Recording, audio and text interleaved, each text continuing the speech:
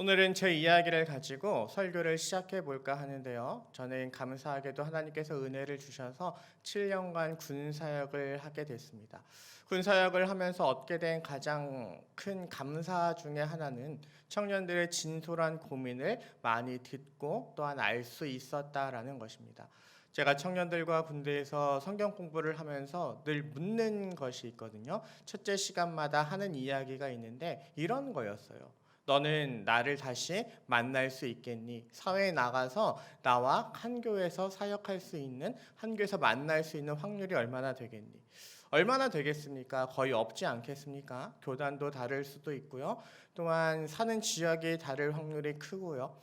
참 다시 그들과 접촉할 수 있는 기회는 매우 적을 겁니다. 그래서 그들에게 이야기했어요. 다시 만날 수 없으니 한번 너의 신앙 상태가 어떠한지 진솔히 한번 나눠보고 또한 네가 궁금한 것들 어차피 만나지 않을 거니까 다 이야기해보고 정말 이 군 사역 기간에 군대에 있을 동안에 하나님께서 원하시는 것이 무엇인지 옳게 알 수 있었으면 좋겠다. 그렇게 교회가 무엇인지 기독교가 무엇인지 확실히 아는 시간이 되었으면 좋겠다. 그와 같이 청년들과 나눈 적이 있습니다. 그렇게 성경 공부를 시작하면 참으로 많은 것들을 생각하게 돼요. 많은 것들을 나눌 수 있게 됩니다. 그리고 그 속에는 나를 당황하게 하는 것도 참으로 많았어요. 예를 든다면 이런 겁니다. 부대는 외딴 곳에 있을 확률이 높잖아요. 외진 곳에 있다 보니까 여자친구가 면회를 와도 갈 곳이 없대요. 여자친구와 시간을 보낼 수 있는 곳이 없대요. 주변에 카페도 없고요. 그렇다고 뭐 음식점이 다양한 것도 아니고요. 그래서 어디를 가냐면 MT를 간대요. 이런 것들을 들으면서 참 많이 당황스러웠습니다. 성경 공부를 한다는 것 자체가 그래도 어느 정도 신앙의 연륜이 있다라는 거잖아요. 군대에서까지 하나님 말씀을 배운다는 것. 그와 같은 지체들조차 삶과 또한 자신의 신앙의 괴리가 있고 인정받는지를 알아서 그와 같은 삶을 살아가지만 현실에 있어서는 전혀 그렇지 않은 청년들을 보면서 참으로 많은 생각을 했고 또한 이 속에서 저 또한 그들을 잘 가르치기 위해 노력했고 그렇게 그들과 함께 씨름하면서 하루하루를 보냈던 것 같습니다. 그와 같은 고민들을 많이 들으면서 저 또한 많은 고민을 했었어요. 그리고 많은 것들을 깨달을 수 있었습니다. 그렇게 오늘도 그와 같은 주제 중에 하나예요. 군대에서 많이 생각했던 주제 중에 하나인데 오늘 여러분들에게 던지고 싶은 질문은 이거였어요. 교회는 왜 공동체로 존재하는가? 혼자 하면 편한데 왜 공동체에서 모여서 예배해야 하는가? 여러분들은 이를 어떻게 생각하십니까?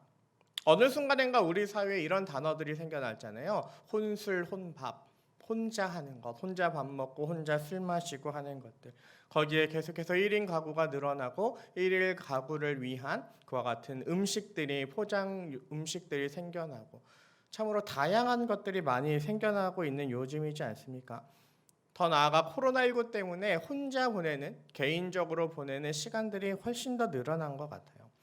이와 같은 사회적인 분위기를 볼 때 교회는 본질적으로 이들과 좀 다른 것 같습니다. 코로나 시대에 많이 들었던 구절 중 하나일 거예요. 히브리서 10장 25절입니다. 모이기를 패하는 어떤 사람들의 습관과 같이 하지 말고 오직 권하여 그날이 가까이 옴을 볼수록 더욱 그리하자. 즉 교회는요 지금까지 사회가 보여주고 있는 이와 같은 분위기 혼술 혼밥으로 비롯해서 코로나19 속에서 혼자 있기를 원하는 이와 같은 분위기와는 다른 느낌을 보여주는 공동체예요. 모이기를 피하는 것이 아니라 모이는 것을 추구하는 것입니다. 그래서 요즘 사회적 지탄의 대상이 되기도 하잖아요. 그렇게 끝까지 모이는 공동체들도 또한 존재하잖아요. 그래서 한번 고민해 보고 싶었어요. 왜 교회는 공동체로 존재하는가? 신학적으로 생각해 봐도 쉽게 답을 나오진 않는 것 같아요. 우리가 믿는 복음은 무엇입니까? 예수님께서 돌아가셨는데 왜 돌아가셨다? 우리 죄 때문에 돌아가셨다. 우리 죄 때문에 돌아가셔서 우리가 예수님을 믿으면 개인적으로 예수님을 고백하면 우리는 구원을 받게 되잖아요.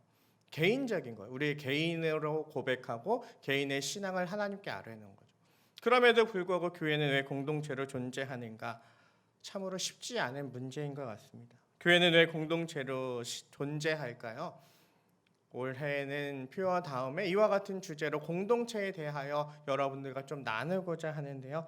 진정 코로나19 속에서 그리고 혼자만의 세계를 이야기하는, 혼자만의 세계를 추구하는 사람들이 점점 더 늘어나는 이 사회적인 분위기 속에서 정말 교회는 왜 공동체로 존재하는지 알아보고 이에 합당한 답을 찾고 또한 이에 합당한 삶을 살아가는 은혜가 우리 모두에게 임하길 주님의 이름으로 축원드립니다. 이를 위해 오늘은 에녹을 생각해 보길 원하는데요. 여러분들은 에녹하면 무엇이 처음 떠오르십니까? 오늘 설교의 제목처럼 내가 생각하는 에녹은요, 참으로 멋진 사람이었어요. 따르고 싶은 사람이었습니다. 왜냐하면 그는 죽지 않고 천국에 간 사람이기 때문이에요. 여러분들 이와 같은 꿈 꾸어본 적 없습니까? 나는 죽지 않고 하늘나라 가고 싶다. 죽음의 고통을 경험하지 않고 하나님의 나라에 가고 싶다. 실제로 성경을 보면 그와 같은 삶을 사는 사람들이 나오는데 그중 한 명이 에녹이죠. 그리고 또한 성경에는 에녹처럼 죽음을 경험하지 않고 하나님 나라로 간 사람이 나오는데 그는 누구입니까? 엘리야입니다. 그런데요, 엘리야의 삶을 보면 참으로 어마어마해요. 비가 오지 않도록 기도했을 때 3년 6개월 동안 비가 오지 않았고요. 그가 기도했을 때 다시 비가 내렸고요. 그는 어떻게 하나님 나라로 올라갑니까? 불말과 불수레를 타고 불병거를 타고 하나님의 나라로 올라가죠. 즉 우리가 생각할 때 평범하지 않은 사람이에요. 비범한 사람입니다. 그래서 저는 더욱더 에녹에 주목하게 되었는데요. 오늘 읽은 본문을 보셔서 아시다시피 에녹에 대한 기사는 그렇게 길지 않습니다. 오늘 읽은 9절 창세기 5장 21절에서 24절이 전부예요. 다시 읽어보면 이러합니다. 에녹은 65세에 무드셀라를 낳았고 무드셀라를 낳은 후 300년을 하나님과 동행하며 자녀들을 낳았으며 그는 365세를 살았더라. 에녹이 하나님과 동행하더니 하나님이 그를 데려가심으로 세상에 있지 아니하였더라. 죽지 않고 하늘나라에 간 에녹이 한 일이 무엇입니까? 성경은 말합니다. 그가 하나님과 동행하며 자녀들을 낳았다. 엘리야와는 달리 해볼만 하다라는 생각이 들지 않으십니까? 엘리야는 3년 6개월 동안 비가 오지 않기를 기도했고 어마어마한 시련을 당했고 이세벨이 죽이려 하기도 했고 참 고난을 당했는데 에녹은 그렇지 않잖아요. 365년 동안 하나님과 동행하며 자녀를 낳았다.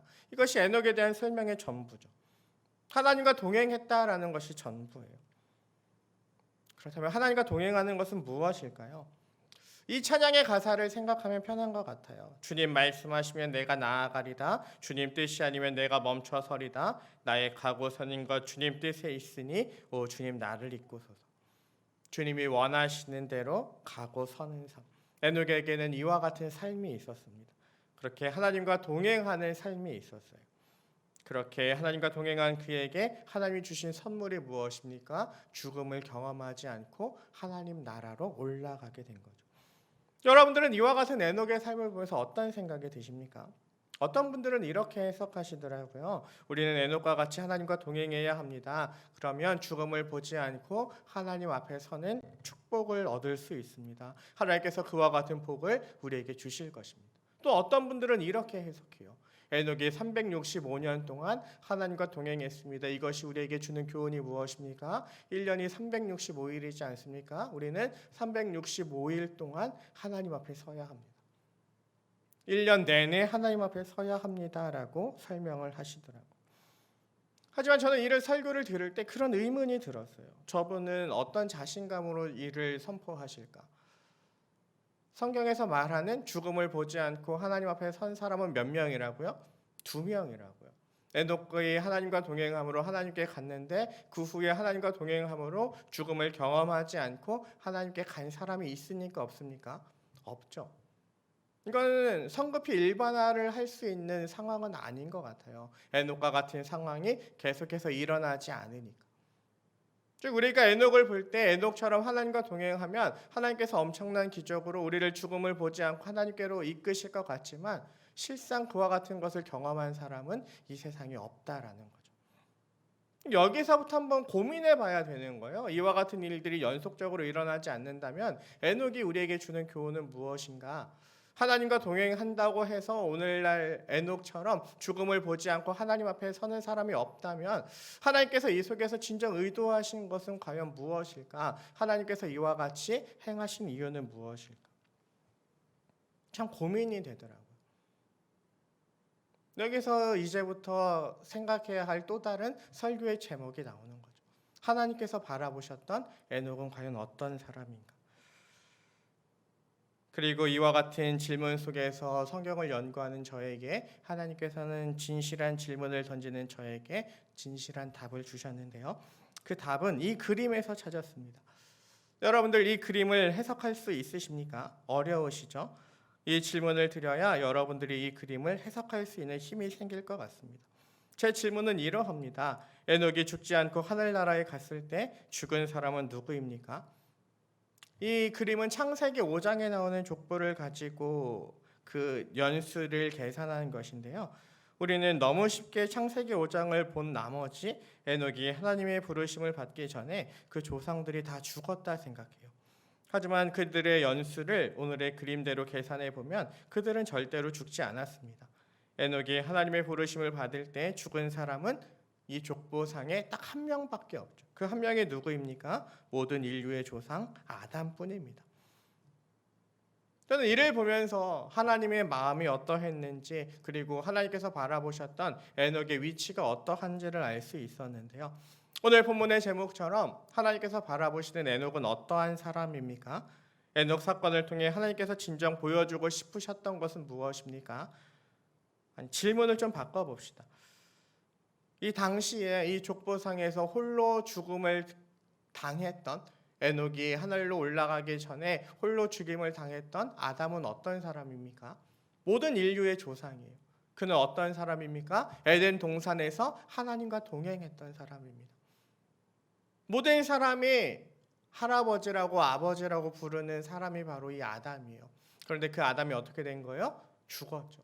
물론 먼저 죽은 사람은 가인이지만 가인에게는 그와 같은 대표성이 없다면 아담에게는 엄청난 대표성이 있었을 거예요. 하나님께서 직접 만드신 사람이었고 하나님과 직접 동행했던 사람이었고 모든 인류의 조상이니까. 그렇게 어마어마한 위치를 가지고 있는 아담이 어떻게 된 거예요? 죽은 거예요. 사람들의 마음이 어떠할까요? 하나님과 동행했던 사람이 죽어서 하나님께서 이야기하신 대로 흙으로 돌아가서 그 상실감이 얼마나 클까요? 수많은 사람들이 아담의 죽음 속에서 무엇을 생각할까요? 이제 우리의 인생은 끝난 거야. 하나님과 동행했던 아담도 죽었어. 이 속에서 하나님을 만났던 아담도 죽었어. 모두 다 절망과 낙심 속에 있진 않을까요? 우리는 이와 같은 것들을 생각해 볼 수 있죠. 하지만 이 속에서 하나님은 어떻게 하신 거예요? 아담이 죽고 난 후에 57년이 지났을 때 에녹을 데리고 가시는 거죠. 그러면서 에녹을 통해 희망을 주시는 거예요. 너희가 생각할 때 하나님과 동행했던 아담이 죽어서 힘들겠지만 하나님과 동행했던 에녹은 어떻게 됐니? 하나님께서 죽음을 경험하지 않고 하나님의 나라로 옮기셨어.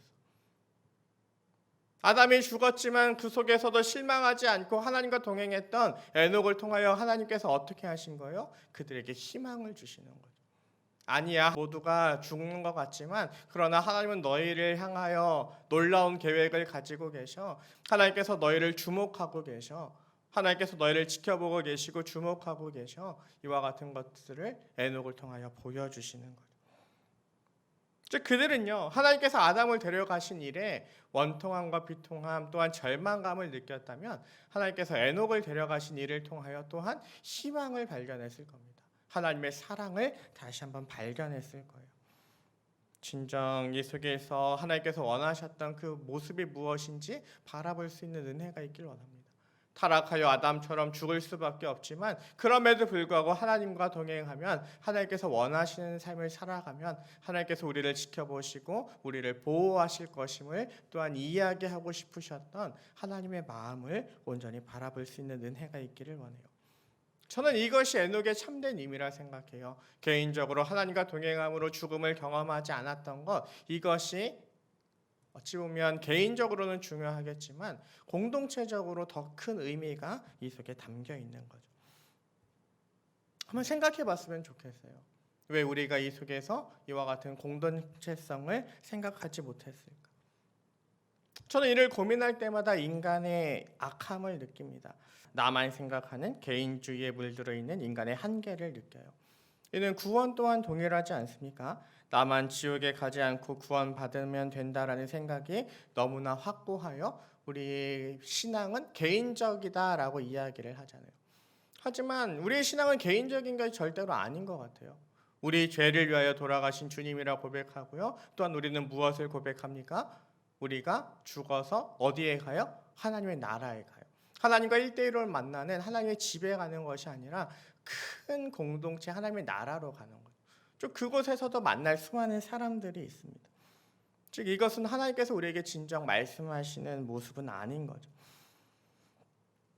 진정 이와 같은 하나님의 마음이 어디에 있는지 바라보길 원하고요. 또한 우리 개인을 부르셨을 뿐만 아니라 우리 개인을 통하여 또한 이 공동체를 부르시고 그들을 회복시키길 원하시는 하나님의 마음을 온전히 바라볼 수 있는 은혜가 있기를 원합니다. 이를 생각하면 제 마음속에 좀 깊게 남는 것이 있어요. 앞에서도 제가 군목으로 있었다 말씀드렸는데 제 초임지는 울릉도였습니다. 그런데 저희 전에는 울릉도에 목사가 한 명도 없었어요. 제가 울릉도에 가게 된 이유는 울릉도에 있는 부대에 사고가 좀 있었기 때문입니다. 제가 가기 전 겨울에 울릉도에 큰 두 가지 사건이 있었는데 하나는 휴가를 나갔다가 미복귀한 병사가 있었고요. 계속해서 태양이 보이지 않고 안개가 자욱하게 껴 있거든요. 그 부대가. 눈 속에서 정신이 약해져서 또한 스스로 목숨을 끊고자 했던 병사가 한 명 있었습니다. 물론 미수에 그쳤지만. 그래서 그 속에서 대대장님이 건의를 했어요. 이곳에 군종장교가 좀 왔으면 좋겠다. 그래서 저는 신설 TO로 울릉도에 가게 되었습니다.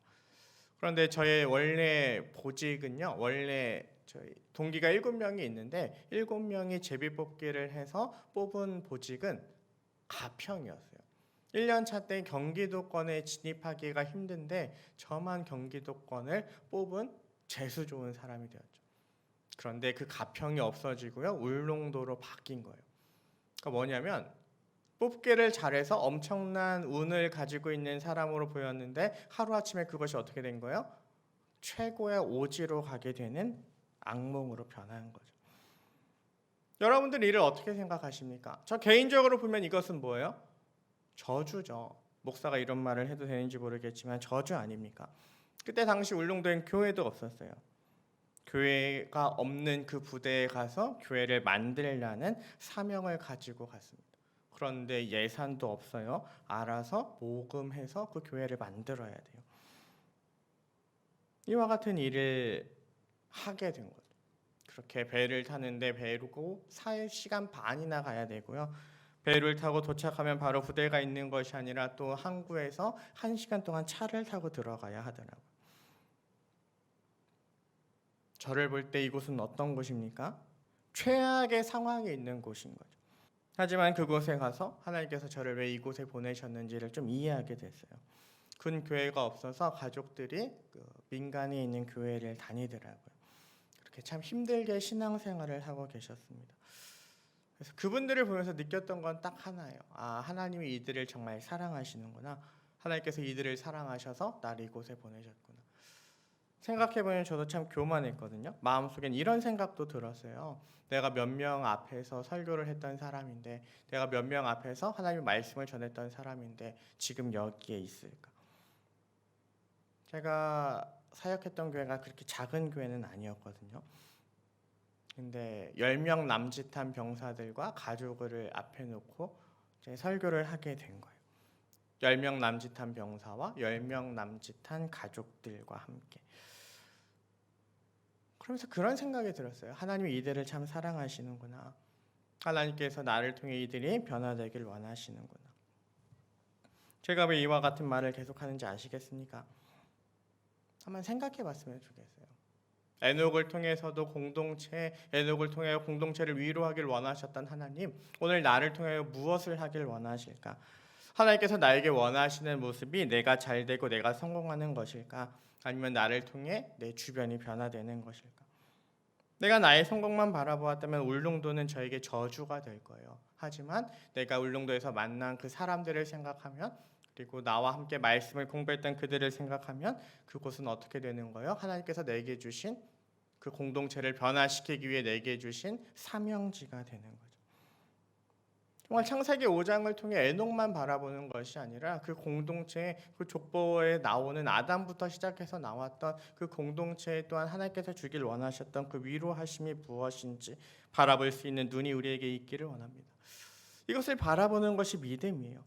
그리고 이것이 하나님께서 우리에게 공동체를 주신 이유입니다. 지난주에 설교한 것처럼 국가라는 공동체, 직장이라는 공동체, 가정이라는 공동체를 주신 이유죠. 그리고 이 모든 것을 위해 이 공동체를 살리기 위해 이 공동체에서 고난을 받겠지만 그 공동체에게 말씀으로 다가가며 말씀을 잃지 않는 그들에게 살아있는 말씀이 되어 다가가는 것. 하나님께서는 이것을 위해 우리를 부르셨고 또한 이를 위하여 우리를 교회에 모으신 거죠. 왜 그러합니까? 혼자 하면 힘드니까. 혼자 이 일을 감당하면 쓰러지고 무너질 확률이 높으니까 어떻게 되는 거예요? 모여서 위로받고 다시 나가는 거죠. 모여서 우리의 마음을 위로받고 다시금 그 자리로 가는 거예요. 여러분들 이런 생각해 본 적 있습니까? 제가 좋아하는 질문 중 하나인데요. 하나님께서 우리에게 원하시는 것이 단지 구원이라면 우리는 이 세상을 왜 살아갈까요? 하나님께서 정말 우리를 하나님 나라로 부르시는 게 유일한 목적이라면 우리는 왜 지금 이 순간 이 시대를 살아갈까요? 하나님께서 정말 원하시는 것이 하나님과 함께하는 거라면 우리를 그냥 데리고 가시면 우리는 하나님과 함께 할 수 있는 거잖아요. 그럼에도 불구하고 하나님께서 오늘 이 시간, 이 장소에 우리를 두신 이유는 무엇입니까? 죽으면 천국에 갈 수 있는데도 불구하고 우리를 지금 이곳에 있게 하신 이유는 뭐예요? 에녹을 통해 그때 당시 사람들에게 하나님의 마음을 전하기를 원하셨던 것처럼 오늘 또한 우리를 통하여 우리의 가정에, 우리의 직장에, 우리가 속한 이 국가에 우리를 통해 하나님께서 원하시는 것이 무엇인지를 또한 보여주길 원함이죠. 성경을 보면 이와 같은 멋진 말을 한 사람이 있어요. 제가 한 것 같지만 제일 먼저 이를 말한 사람은 바울입니다. 빌립보서 1장 23절에서 24절입니다. 차라리 세상을 떠나서 그리스도와 함께 있는 것이 훨씬 더 좋은 일이라 그렇게 하고 싶으나 내가 육신으로 있는 것이 너희를 위하여 더 유익하리라. 빌립보서가 옥중 서신인 줄은 다 알고 계시죠? 즉 감옥에서 쓴 편지입니다. 얼마나 힘들었을까요? 감옥에 있는데. 그런지 몰라도 감옥이라서 힘든지 몰라도 바울은 얘기해요. 차라리 세상을 떠나 그리스도와 함께 있고 싶다. 세상을 떠나서 그리스도와 함께 있는 것이 훨씬 더 유익한 일이다. 무슨 말인지 알겠죠? 저 또한 그와 같은 생각이 들 것 같아요. 그럼에도 불구하고 바울이 이야기하는 내가 세상을 떠나서 그리스도와 함께 있는 것, 그것을 원한다 이야기하지만 그럼에도 불구하고 바울이 남아있는 이유는 무엇입니까? 자신이 육신으로 이 세상에 남아있는 것이 그렇게 편지를 써서 빌립보인들에게 하나님께서 원하시는 것이 무엇인지 이야기하는 것이 빌립보 교인들에게 더 유익하기 때문입니다. 바울을 통해 빌립보 교인들이 변화되어야 하기 때문이에요. 그들 또한 예수님을 닮은 삶을 살아야 하기 때문입니다. 그래서 바울은 자신의 이와 같은 사명 때문에 다음과 같이 말합니다. 25절에서 26절입니다. 내가 살 것과 너희 믿음의 진보와 기쁨을 위하여 너희 무리와 함께 거할 이것을 확실히 아노니 내가 다시 너희와 같이 있으므로 그리스도 예수 안에서 너희의 자랑이 나로 말미암아 풍성하게 하려 함이라. 무슨 말입니까? 내가 살아있는 이유는 하나님으로 가면 그리스도께 가면 좋지만 내가 살아있는 이유는 너희 때문이래요. 그래서 너희의 신앙에서 진보하기를 원한대요. 너희 기쁨이 더 충만해지기를 원한대요.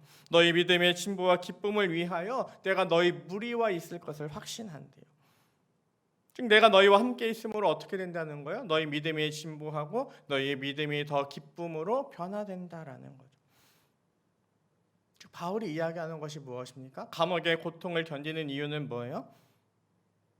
내가 살고 싶어서? 아니요. 나는 죽는 게 더 좋지만 그럼에도 불구하고 이것을 견디는 이유는 뭐예요? 너희 무리가 충만하길 원하기 때문에. 너희 무리가 나를 통하여 더욱더 하나님을 알아가길 원하기 때문에. 이 때문에 내가 이 세상에 남아 있어도 좋다라는 것입니다.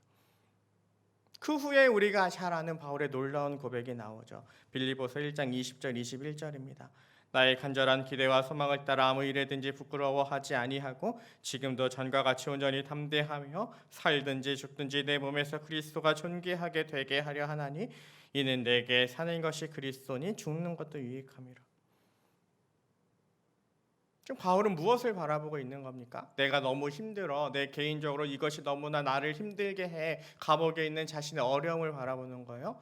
아니요. 공동체를 바라보는 거죠.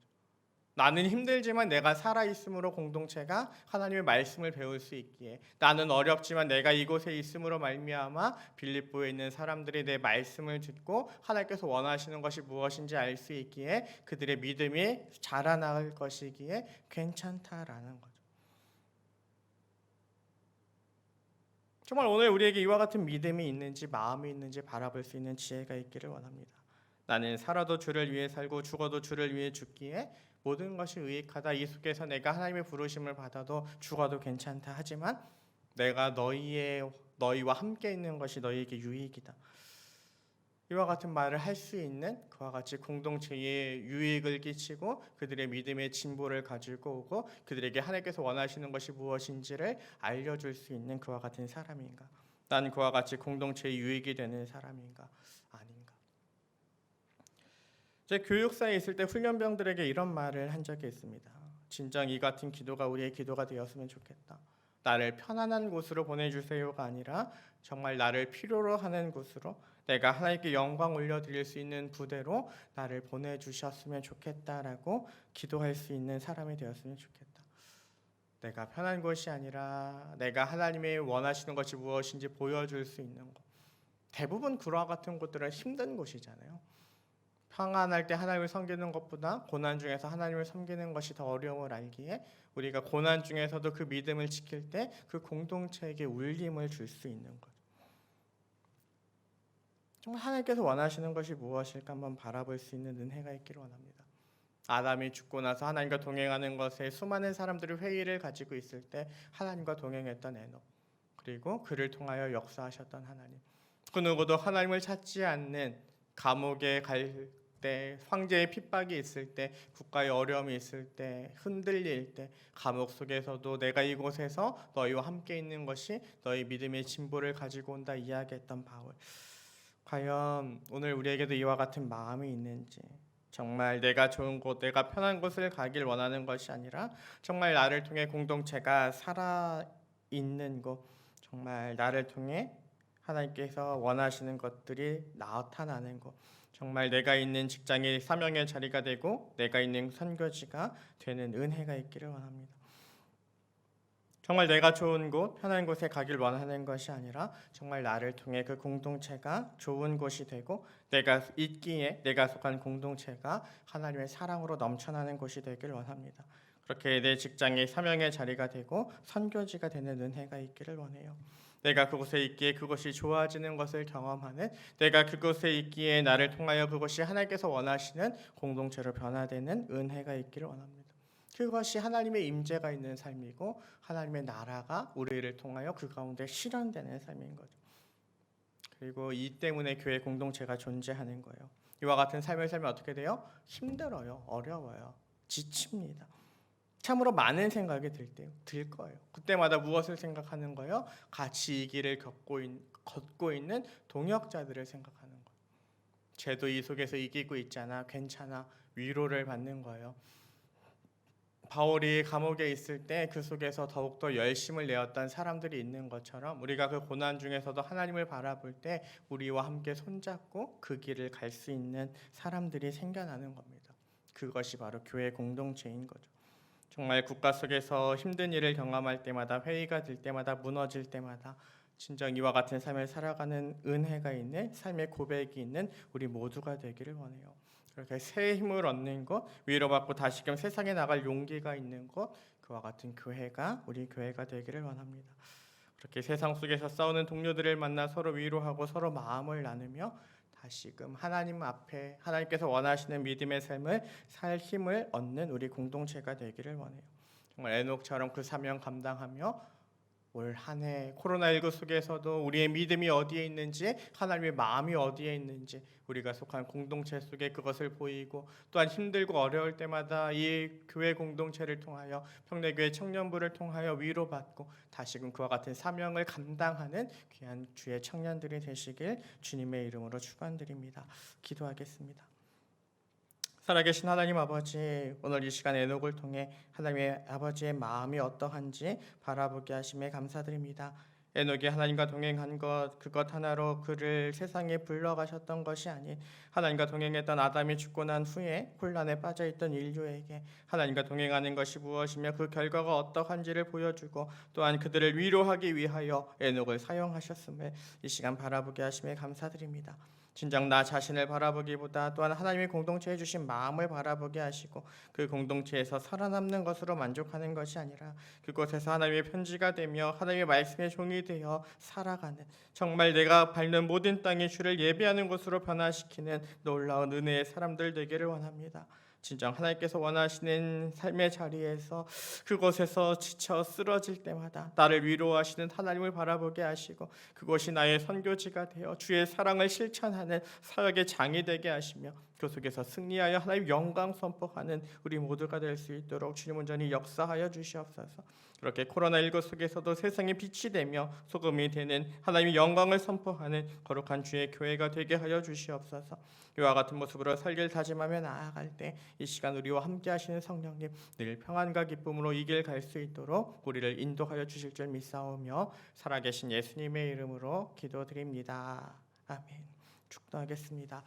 우리 주 예수 그리스도의 은혜와 하나님의 사랑과 성령의 교통하심이 주님의 마음을 우리가 속한 공동체에 보여주며 내가 밟는 모든 땅 주를 예배하는 곳으로 만들길 소망하고 다짐하는 사랑하는 주의 청년들 머리 위에 이들의 가정과 직장과 이들이 장차 꾸릴 가정과 또한 이들이 변화시키고 평내교회 위에 처음과 같이 이제도 항상 영원히 함께 있을지어다. 아멘.